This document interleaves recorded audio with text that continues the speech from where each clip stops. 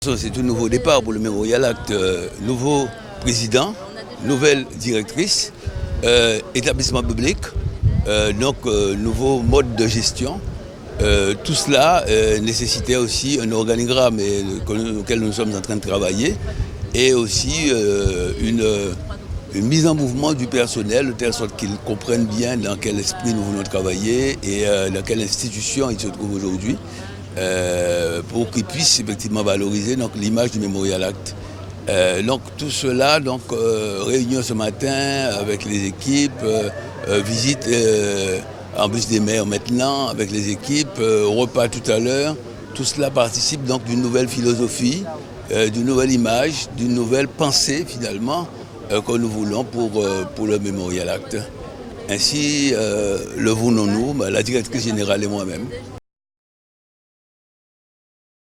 Les gouttes sont engorgées parce qu'il y a une demande de la population depuis plus d'une quinzaine d'années. Aujourd'hui, c'est une réalité. Nous sommes en pleine expérimentation, mais en même temps, nous avons lancé des études concernant Port-Louis, Petit-Canal, Vieux-Bourg, Pointe-à-Pitre, Sainte-Rose, Pointe-à-Pitre.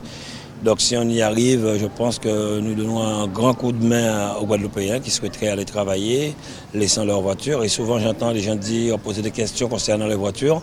Il faudrait aussi qu'on puisse les informer que nous avons mis en place une rotation des bus avec le même ticket Carulis et aussi des parkings qui sont construits pour pouvoir garder les voitures sécurisées.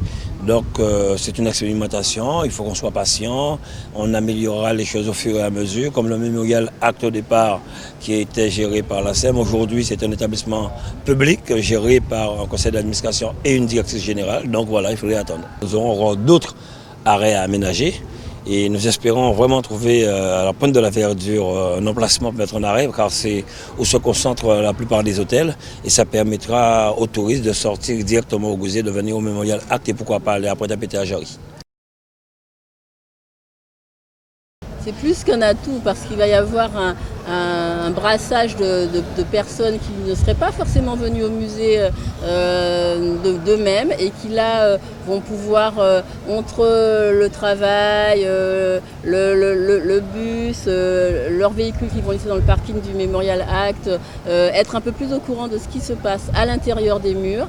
On a aussi un certain nombre de manifestations là qui se passe sous le porche.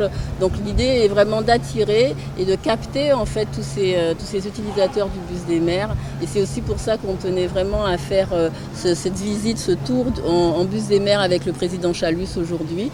Un petit peu pour bye Fosla au bus des mers, pour dire aux gens venez utiliser le bus des mers, regardez nous l'équipe du Mémorial Act, on va le faire tous ensemble autour du président Chalus. Et aussi parce que pour nous c'est un atout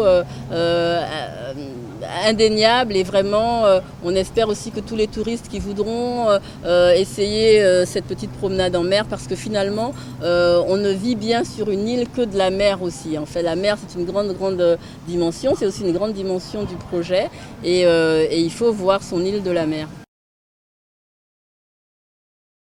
Oui, déjà, c'est pour mettre en place aussi une belle cohésion. Vous savez, il y a une nouvelle directrice, il va y avoir un organigramme, il y a du personnel qui aura un changement de vue dans la fonction de ce que le personnel faisait avant. Donc, c'est pas mal. Il faudrait peut-être que d'autres aussi institutions, d'autres organismes puissent en faire autant avec le personnel, passer un moment ensemble, surtout que le lundi, en principe, vous ne travaillez pas. Voilà. Donc, c'est le moment de convivialité en même temps entre nous.